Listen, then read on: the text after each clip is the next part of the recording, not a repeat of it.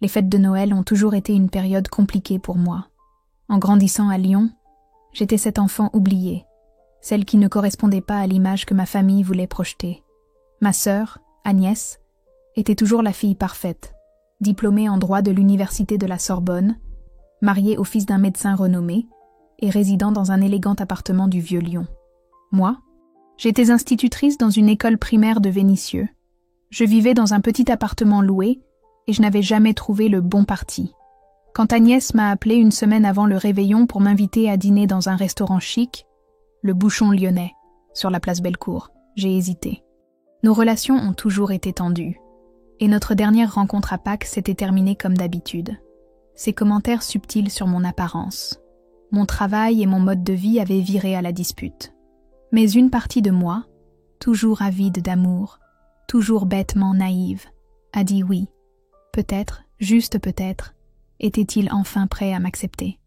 J'ai passé des heures à me préparer.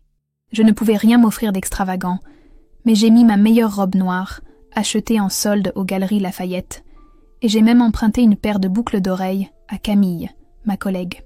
Ce soir-là, une neige légère tombait, recouvrant les pavés de la place d'un manteau blanc. Lyon ressemblait à un conte de fées. L'arbre de Noël sur la place brillait de 1000 lumières, et les chorales chantaient près de la crèche. Le restaurant scintillait de lumières dorées et de verres en cristal. J'ai vu ma famille déjà assise à table. Agnès dans une blouse de soie rouge, son mari Marc en costume, mes parents élégamment vêtus, et mes cousins de Paris venus pour les fêtes. Tous riaient, trinquant avec du vin coûteux. J'ai souri et fait un signe, mais personne ne s'est levé pour m'accueillir. « Oh, Anne est arrivée », a dit Agnès, me jetant à peine un regard. J'ai pris ma place, croyant encore que cela pouvait être un nouveau départ. Mais les regards froids, le silence, les sourires en coin, racontaient une autre histoire. Je serrais ma serviette, faisant semblant de ne pas remarquer. Papa parlait politique avec Marc, maman discutait de la recette de la bûche avec tante Hélène, et je restais silencieuse, cherchant le moment de me joindre à la conversation. « Anne, on dit que les écoles publiques peinent mieux maintenant ?» a demandé tante Hélène, interrompant la conversation sur les pâtisseries de Noël. « Peut-être pourras-tu enfin t'offrir de vrais vêtements ?» J'ai souri artificiellement. « Ce n'est pas si mal, tante. J'adore mon travail. Et les enfants... » « Oui, les enfants, » a coupé Agnès en levant les yeux au ciel. « Toujours tes enfants. Et les tiens, c'est pour quand ?» J'ai senti mes joues s'enflammer.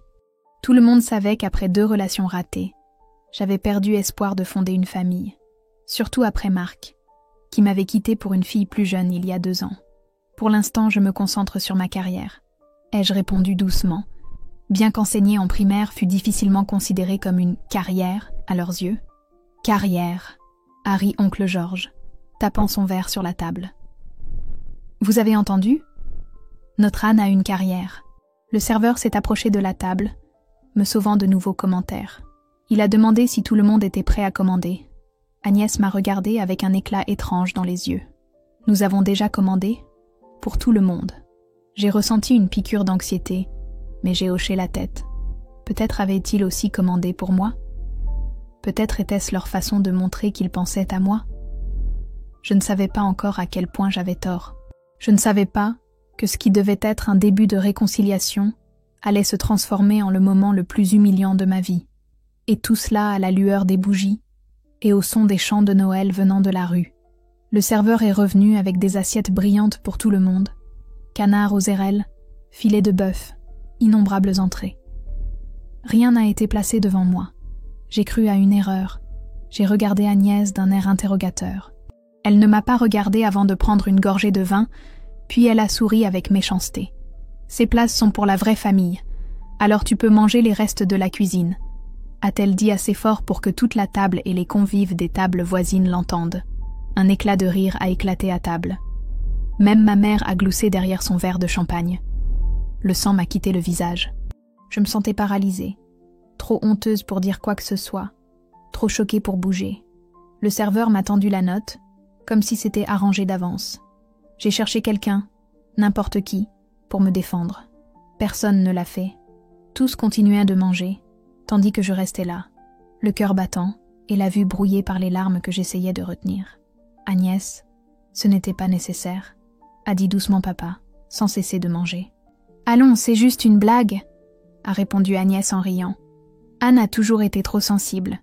N'est-ce pas, ma petite sœur? J'ai senti chaque regard de la table se planter sur moi. Le serveur, un jeune homme d'une vingtaine d'années peut-être, me regardait avec compassion, ce qui ne faisait qu'empirer la situation. Je me suis levée, j'ai laissé quelques billets froissés sur la table et je suis sortie dans la nuit froide. La neige tombait de plus en plus fort. Je n'avais ni parapluie ni chaussures adaptées. Mes talons aiguilles noirs glissaient sur les pavés verglacés. Les larmes gelaient sur mes joues tandis que je traversais la place, croisant des touristes rieurs et des chanteurs de Noël. La crèche lyonnaise brillait de lumière colorée et je me sentais comme l'ombre la plus sombre dans ce tableau de fête. J'ai atteint l'arrêt de tramway près de la poste centrale. Le dernier tram pour Vénissieux partait dans 20 minutes. Je me suis assise sur le banc froid, tremblante. Pas seulement de froid. Le téléphone dans mon sac a vibré. Un message d'Agnès. Ne sois pas si dramatique. Reviens, on t'a commandé une soupe à la tomate. Tu sais que c'est déjà plus que ce que tu peux te permettre. J'ai éteint mon téléphone. Puis je me suis souvenu que j'avais activé l'enregistreur vocal dans mon sac. Une habitude que j'avais prise après des années de subtiles violences émotionnelles. J'enregistrais toujours les réunions de famille pour m'assurer plus tard que je n'exagérais pas leur comportement, que je n'étais pas trop sensible, comme ils le prétendaient toujours. Le tram est arrivé, presque vide à cette heure. Je me suis assise à l'arrière, regardant défiler les décorations de Noël. Lyon disparaissait derrière moi, tandis que le tram entrait dans les barres d'immeubles gris de Vénissieux. Mon appartement se trouvait au 10e étage d'une tour datant des années 70. L'ascenseur, comme d'habitude, ne fonctionnait pas. Je montais les escaliers, sentant chaque pas me priver des dernières forces. L'appartement était sombre et froid. Je n'ai pas allumé la lumière. Je me suis assise dans le fauteuil près de la fenêtre, regardant les flocons de neige tournoyer à la lumière des lampadaires. Mes mains tremblaient encore. J'ai sorti mon téléphone et écouté l'enregistrement. Le son était clair. Ces mots, leur rire, le silence qui a suivi. Sous l'impulsion, j'ai créé une courte vidéo avec cet enregistrement, y superposant un message. C'est ainsi que ma famille m'a traité la veille de Noël. Je n'attendais pas grand-chose. Peut-être quelques personnes comprendraient, peut-être que ça disparaîtrait, comme j'avais souvent l'impression de disparaître. J'ai publié la vidéo sur mes profils Instagram et Facebook, des profils que j'utilisais à peine, avec seulement quelques dizaines d'amis.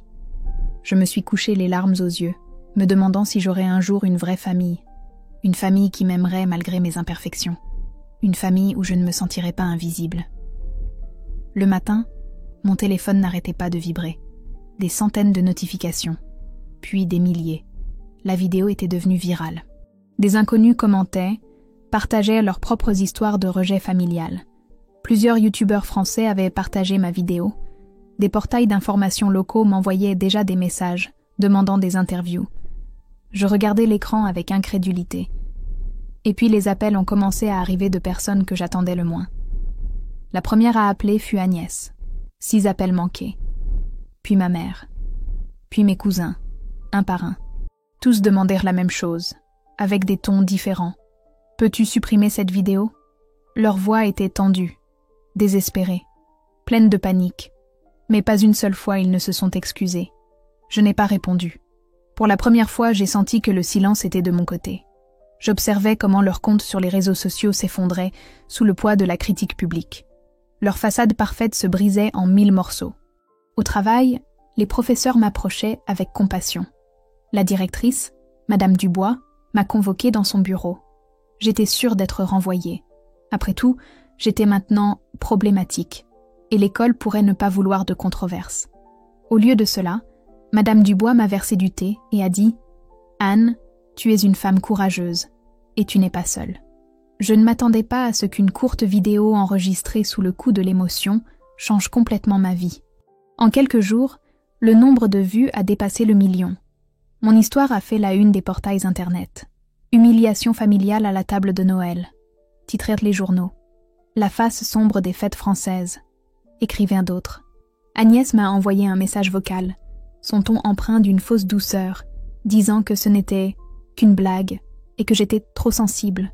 Je l'ai ignoré. Ma mère a laissé plusieurs messages, où elle me suppliait d'abord, puis m'accusait d'avoir détruit la réputation de la famille. et enfin me menaçait de poursuites judiciaires. Je n'ai pas répondu. Dans ma boîte de réception, des centaines de messages d'inconnus apparaissaient. Des femmes et des hommes de toute la France écrivaient sur leurs expériences avec des familles toxiques, sur les fêtes passées en solitude, sur le fait de se retirer des célébrations familiales pour protéger sa propre santé mentale, sur le rejet et sur la construction d'une vie selon leurs propres règles. Camille, mon amie du travail, est venue me voir avec une bouteille de vin et une boîte de macarons. « Tu es une héroïne pour beaucoup de monde, tu sais ?» a-t-elle dit, versant du vin dans des tasses, car je n'avais pas de verres à pied. « Tu as fait quelque chose que la plupart d'entre nous n'osent pas faire. Tu as montré la vérité. Je ne me sens pas comme une héroïne, » ai-je répondu, fouillant ma commande de pâtes à emporter avec une fourchette. « Je me sens comme quelqu'un qui vient de brûler tous les ponts. »« Certains ponts devraient me brûler, Anne, » a-t-elle dit, tapant sa tasse contre la mienne. « À ta santé. » Plus tard cette semaine-là, quelqu'un de l'émission Télématin sur France 2 m'a proposé de participer à l'émission du matin. J'ai accepté. J'étais assise sur ce canapé et j'ai dit la vérité. Je ne cherchais pas la vengeance. Je cherchais la reconnaissance. Pour tous ceux qui se sentaient invisibles, mal aimés, superflus. Et le monde écoutait. La présentatrice, Sophie Davant, me regardait avec compassion, mais sans pitié. Exactement ce dont j'avais besoin. « Que dirais-tu à ta famille si elle t'écoutait maintenant ?» a-t-elle demandé. J'ai réfléchi. Une partie de moi voulait crier, accuser, leur reprocher des années de violence émotionnelle. Mais au lieu de cela, j'ai dit « Je dirais que j'espère qu'ils verront maintenant dans le miroir ce qu'ils ont fait, qu'ils comprendront que les mots blessent plus profondément que les coups, et que malgré tout, je leur souhaite de trouver la paix. » Après l'interview, mon téléphone a explosé de messages.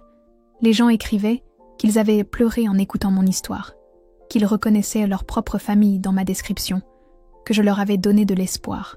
Parmi les messages, j'en ai trouvé un de la fondation Le Fil Bleu, qui aide les victimes de violences, y compris psychologiques. Ils me demandaient si je voulais aider à créer un programme de Noël pour les personnes isolées de leur famille. J'ai dit oui. Je n'avais pas besoin de vengeance. J'avais besoin d'un but. Agnès a tenté de sauver la situation en publiant un long message expliquant que ce n'était qu'une blague familiale innocente qui avait été sortie de son contexte. Les gens dans les commentaires n'y ont pas cru. J'ai remarqué qu'elle avait perdu plusieurs clients dans son cabinet d'avocat. Marc, son mari, m'a appelé un soir. « Anne, ça dégénère, » a-t-il dit. « Agnès, pleure tous les jours. Ta mère reçoit des appels désagréables. Ne peux-tu pas simplement faire une déclaration disant que c'était un malentendu ? » Mais ce n'était pas un malentendu, Marc, ai-je répondu calmement. C'était la vérité. Et pour la première fois de ma vie, je ne vais pas la cacher. Il a raccroché. Ce soir-là, j'étais assise près de la fenêtre, regardant les lumières de Vénissieux. Le quartier, que je considérais autrefois comme laid et déprimant, me semblait maintenant familier et sûr. Mon petit appartement se remplissait lentement de cartes de Noël, de petits cadeaux, de mots gentils d'inconnus qui étaient devenus plus proches que la famille dans laquelle j'étais née. Au travail, nous avons organisé l'opération Noël pour tous, une collecte de cadeaux pour les enfants de milieux difficiles et les personnes seules. Je m'y suis engagée de tout mon cœur. Madame Dubois a remarqué le changement. « D'aussi loin que je me souvienne, tu as toujours été réservée avant les fêtes, » a-t-elle dit en m'aidant à emballer les cadeaux pour nos élèves. « Maintenant, tu rayonnes. Parce que je sens enfin que j'ai le droit de profiter des fêtes, » ai-je répondu, que je n'ai pas besoin de mériter la joie. Avec la fondation Le Fil Bleu, nous avons préparé un programme de Noël spécial, un dîner de réveillon pour les personnes qui, comme moi, n'avaient nulle part où passer les fêtes. Nous avons loué une petite salle dans le centre de Lyon. Nous l'avons décorée de lumière. Nous avons installé un sapin. Chacun a apporté un plat à partager. Le soir du réveillon, alors que la neige retombait sur la place Bellecour, j'étais à l'entrée, accueillant les invités. Des femmes et des hommes de tous âges, avec des histoires différentes, mais des cicatrices similaires au cœur. Ils ont pris place à la longue table. Il n'y avait pas de plats sophistiqués ni de verres en cristal, mais il y avait la galette des rois, la soupe à l'oignon et le sentiment que personne n'était seul ici. Tandis que nous partagions la galette, une des femmes, peut-être Madame Christine, soixantenaire, m'a serré fort dans ses bras. « Merci, ma fille », a-t-elle dit les larmes aux yeux. Cela fait 20 ans que je passe le réveillon seul depuis que mon fils a cessé de me parler. Aujourd'hui, je sens que j'ai de nouveau une famille. C'est à ce moment-là que j'ai compris que de la douleur pouvait naître quelque chose de beau. Que parfois, il faut perdre ceux qui devraient vous aimer pour trouver ceux qui vous aiment vraiment. Cette nuit-là, en rentrant chez moi, j'ai reçu un message d'Agnès. « Joyeuse fête », a-t-elle écrit brièvement. Ce n'était pas des excuses, mais comme un premier pas, incertain. Je n'ai pas répondu tout de suite. J'avais besoin de temps pour apprendre de nouvelles limites, pour comprendre que je méritais plus que des miettes d'affection. Une semaine s'est écoulée depuis le réveillon. La neige a recouvert Lyon d'une épaisse couche et la température est tombée en dessous de 0. J'étais assise au café, La Bourse, dans le vieux Lyon, sirotant un thé au gingembre.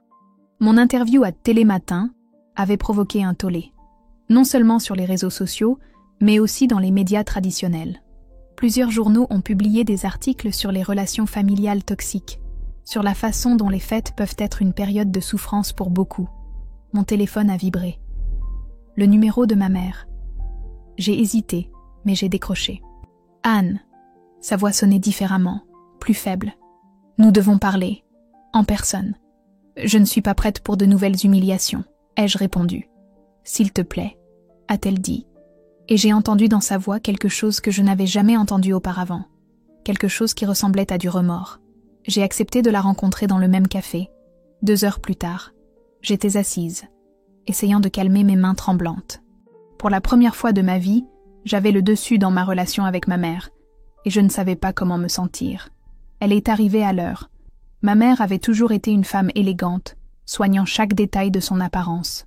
Cette fois, elle semblait plus petite, plus fragile.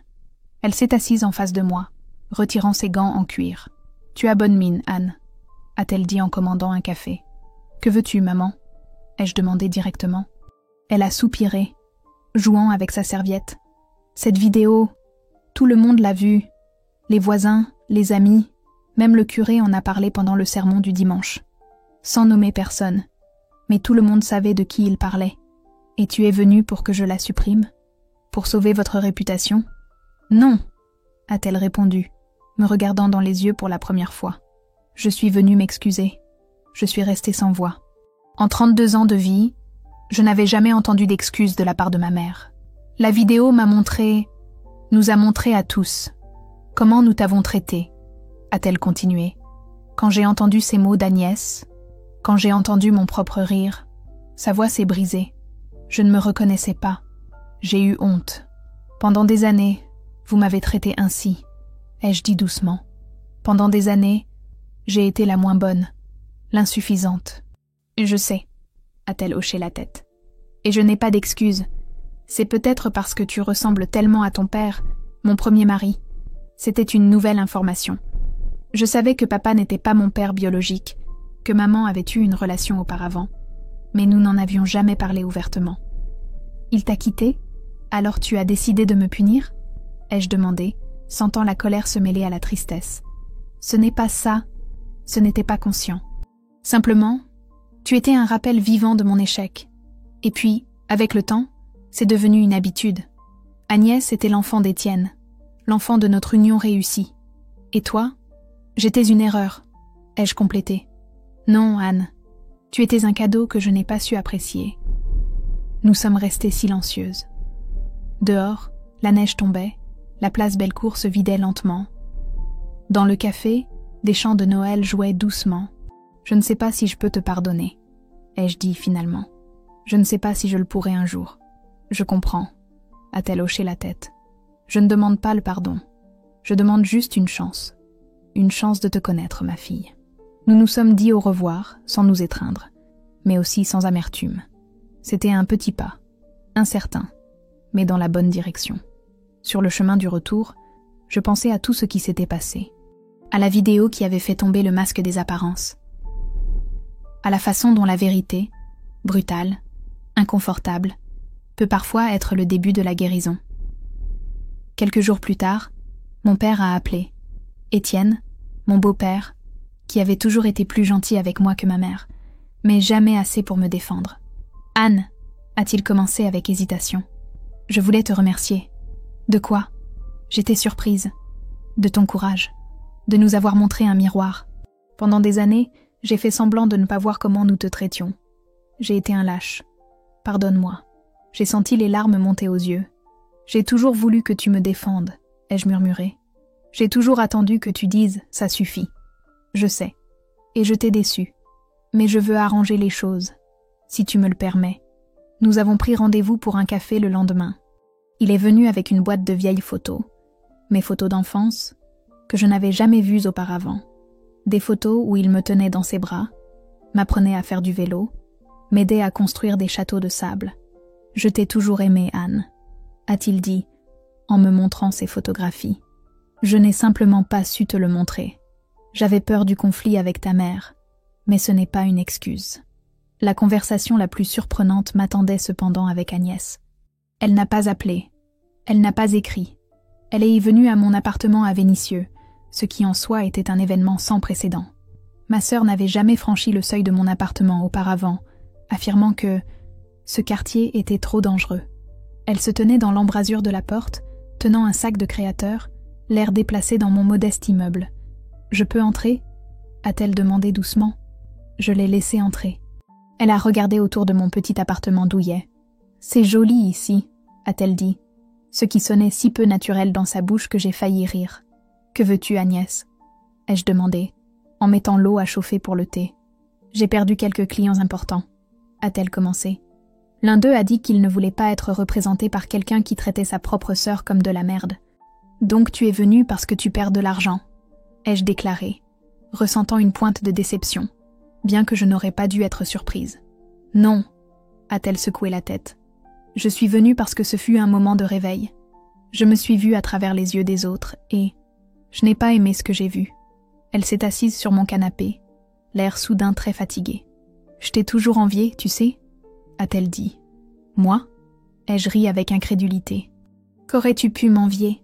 La liberté, le fait que tu fasses ce que tu aimes. Tu enseignes aux enfants, tu aides les autres.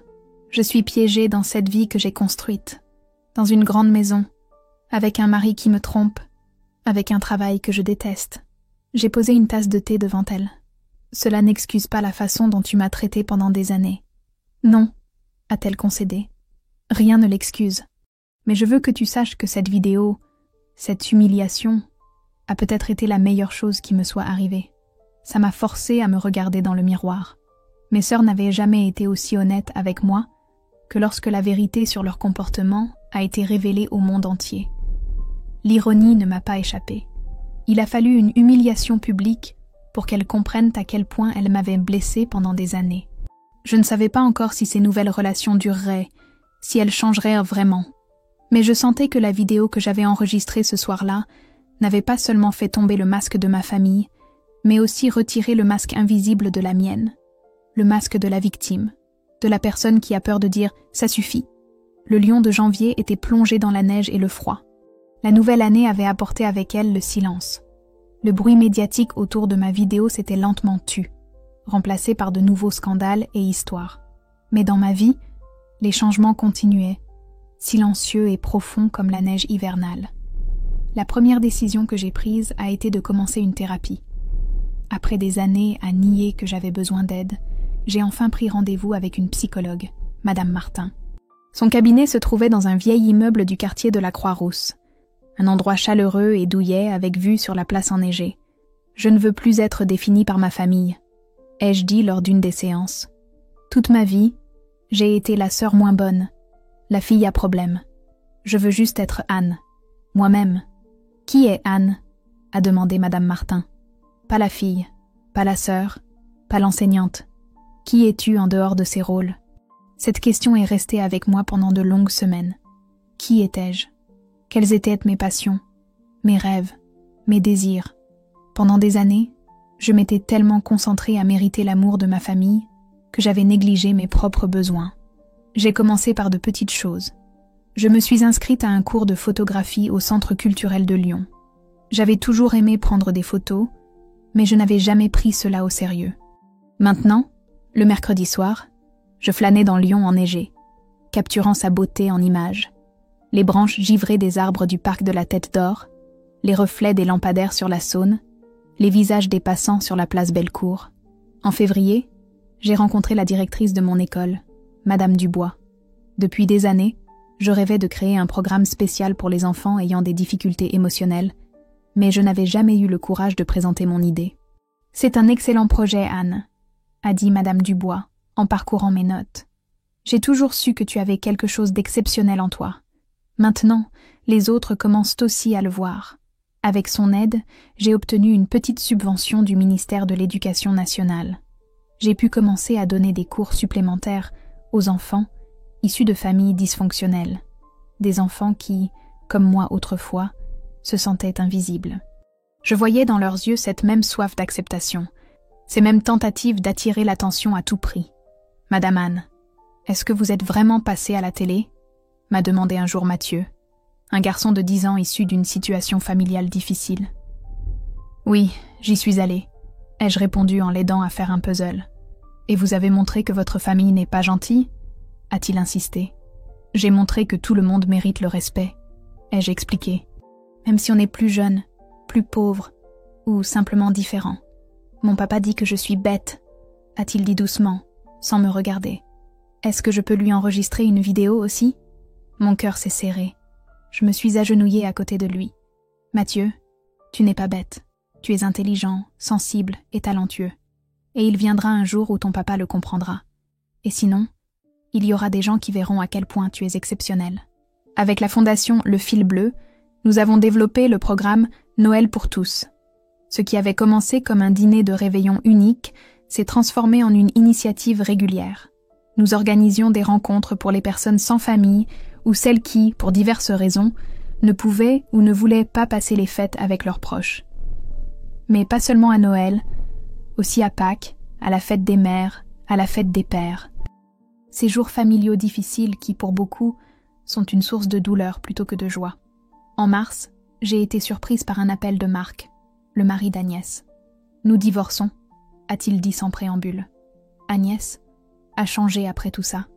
Elle a commencé une thérapie, elle a démissionné du cabinet. « Je suis désolée », ai-je répondu, bien que je ne sois pas sûre de ce que je ressentais vraiment. « Ne le sois pas », a-t-il ri amèrement. « Anne, notre famille était malade. Tu étais la seule personne saine qui a eu le courage de dire « ça suffit ». Une semaine plus tard, Agnès m'a invitée à prendre un café. Elle avait l'air différente. Moins de maquillage, une coiffure plus simple, un jean ordinaire au lieu des tailleurs élégants qu'elle portait toujours. « Je vends la maison », a-t-elle dit en remuant son café. « Elle est trop grande, trop vide. J'ai loué un petit appartement à Guerland. »« Et ton travail ?» ai-je demandé, surprise par un changement aussi radical. « Je recommence à zéro. Je vais travailler dans une fondation juridique aidant les victimes de violences domestiques. » a-t-elle souri légèrement. Ironique, n'est-ce pas? Moi, qui étais si toxique, je vais maintenant aider les autres. Les gens changent, ai-je dit, bien que je restais prudente dans ma relation avec ma sœur. Certains, a-t-elle hoché la tête, mais seulement s'ils le veulent. Oh, j'ai presque oublié. Elle a fouillé dans son sac et a sorti un petit paquet. C'est pour toi. C'était un journal, vieux, relié en cuir, avec mon nom gravé sur la couverture. C'était un cadeau de papa pour mes 10 ans, a expliqué Agnès. Je ne l'ai jamais utilisé. Je pense que ça te sera utile, pour écrire toutes ces histoires que tu portes en toi. Je l'ai regardé, surprise. J'essaie de réparer ce que j'ai cassé, a-t-elle ajouté doucement. Pas pour la publicité, pas pour l'image.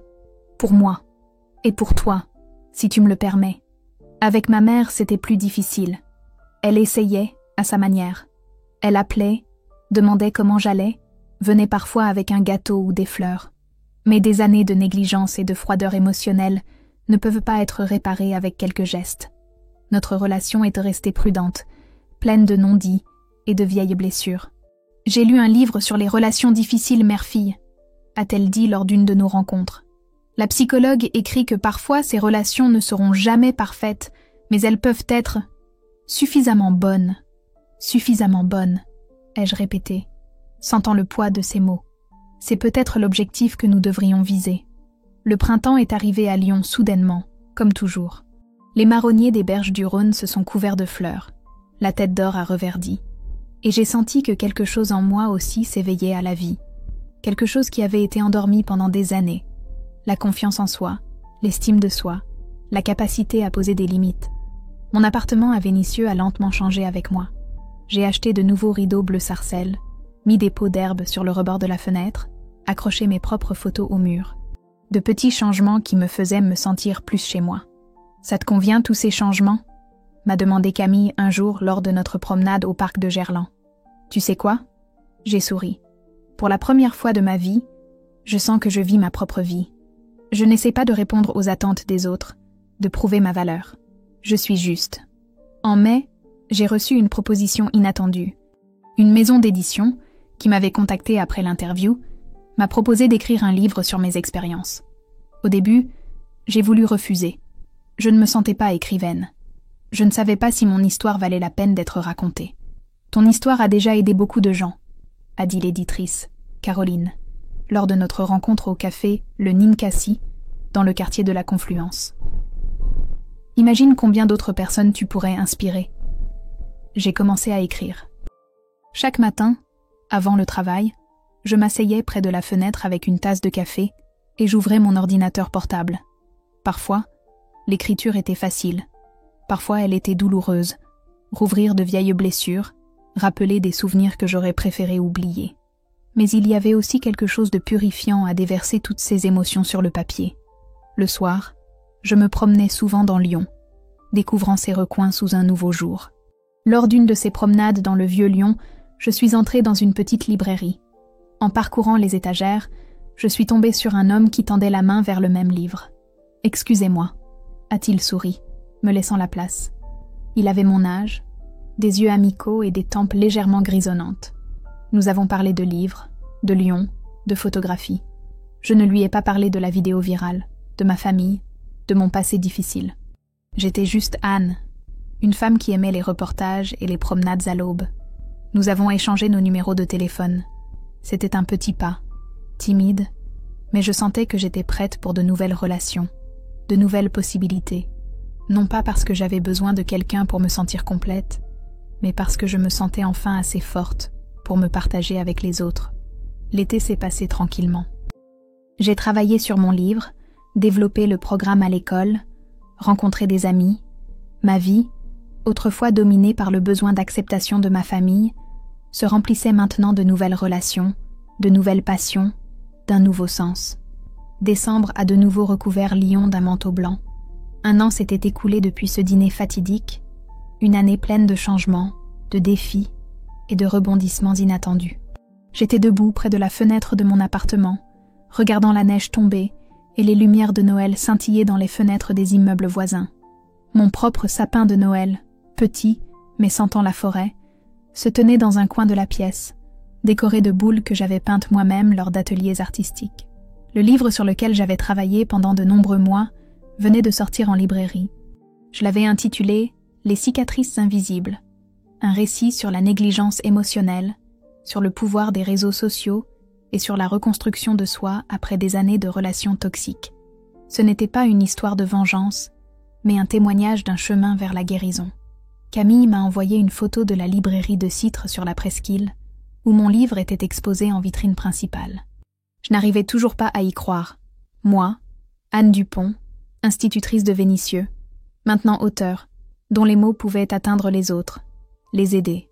Mon appartement était méconnaissable. Je n'avais pas déménagé. J'aimais ce quartier, son architecture austère et ses gens authentiques. Mais j'avais repeint les murs, acheté de nouveaux meubles de style vintage, accroché mes photographies. Un nid douillet et chaleureux qui me reflétait. Non pas l'idéal que je n'atteindrais jamais, mais une personne vraie, avec toutes ses imperfections.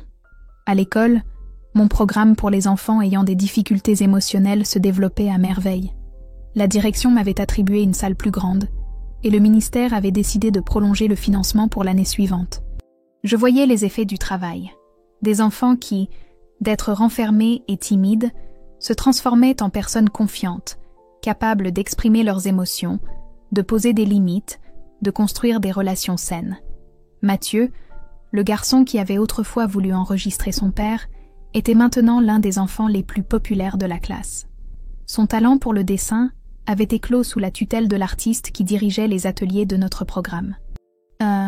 Madame Anne, a-t-il dit un jour, en me tendant son dessin. C'est vous, en super-héroïne. J'ai gardé ce dessin, l'ai encadré et l'ai posé sur mon bureau. Non pas parce que je me sentais une héroïne, mais parce qu'il me rappelait que même de petits gestes peuvent changer la vie de quelqu'un. Avec Gaspard, l'homme rencontré à la librairie, je me rencontrais régulièrement. D'abord pour un café, puis pour des dîners, des promenades le long du Rhône, des visites de musées. Il était professeur d'histoire dans un lycée de Guerlain, passionné de jazz et de cinéma noir. Nos relations se développaient lentement, sans précipitation, construites sur l'honnêteté et le respect mutuel. Quand je lui ai parlé de ma vidéo, de ma famille, de tout ce que j'avais traversé, il a écouté attentivement, sans jugement. « Tu es la personne la plus forte que je connaisse », a-t-il dit en me serrant la main. « Et la plus belle. Non pas malgré tes cicatrices, mais grâce à elles. » Avec ma famille, la situation était compliquée, comme toujours. Agnès avait vraiment changé. Elle travaillait dans une fondation juridique où elle aidait les femmes victimes de violences domestiques. Parfois, elle appelait pour me demander conseil sur des questions liées à l'aide aux enfants. Nos relations ne seront jamais parfaites.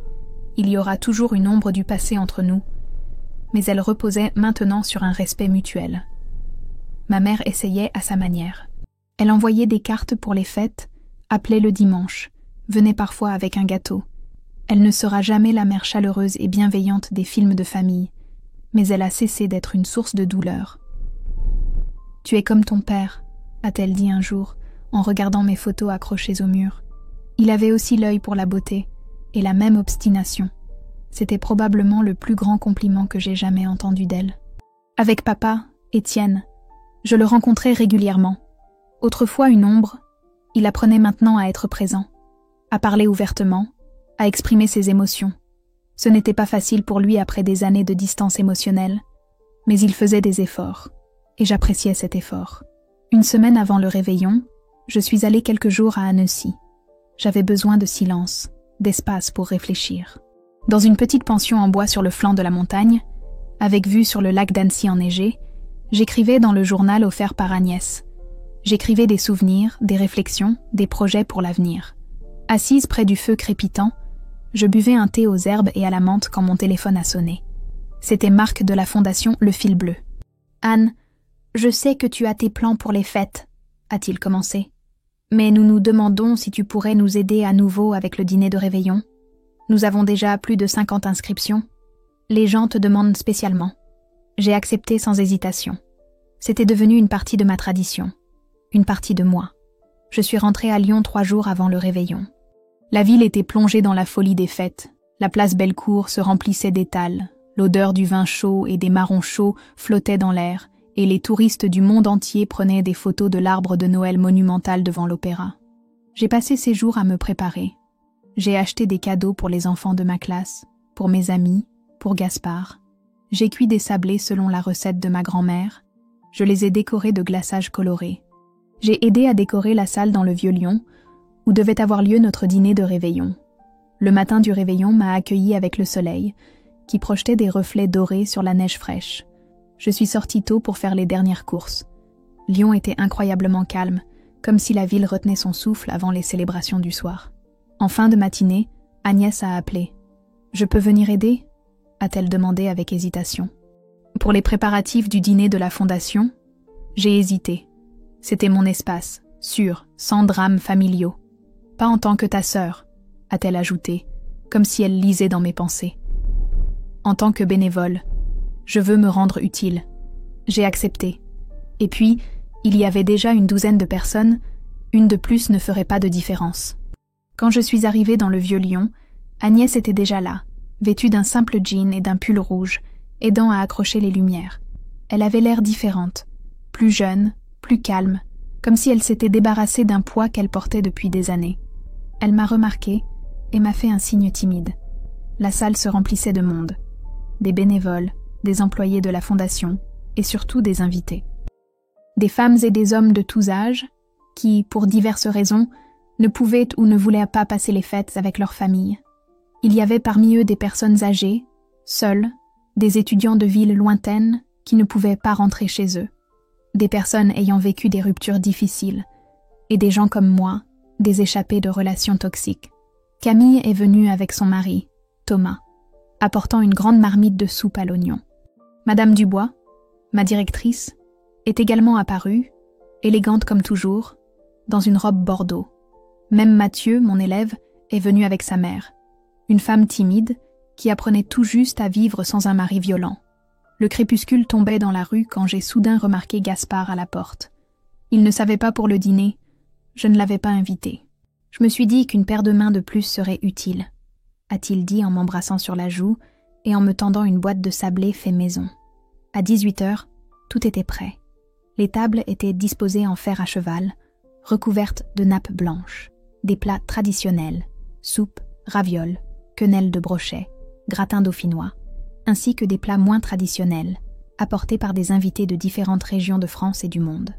Le sapin brillait dans un coin de la salle, et sous lui s'amoncelèrent des cadeaux, rien de cher, de petits présents, pour que personne ne se sente oublié. Je me suis tenue au milieu de la salle, ressentant un étrange déjà-vu. Il y a 1 an, j'étais aussi devant un groupe d'inconnus, le cœur plein d'incertitude. Mais maintenant, c'était différent. Maintenant, je me sentais à ma place. Je vous souhaite la bienvenue à tous, ai-je commencé, quand la salle est devenue silencieuse. Il y a 1 an, j'étais dans une salle similaire, devant une table similaire, ne sachant pas à quoi m'attendre.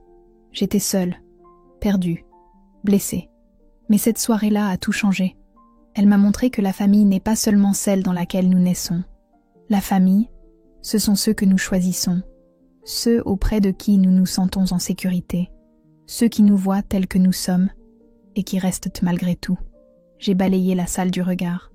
Des visages d'inconnus et d'amis, tous unis en cet instant par quelque chose de plus que les circonstances.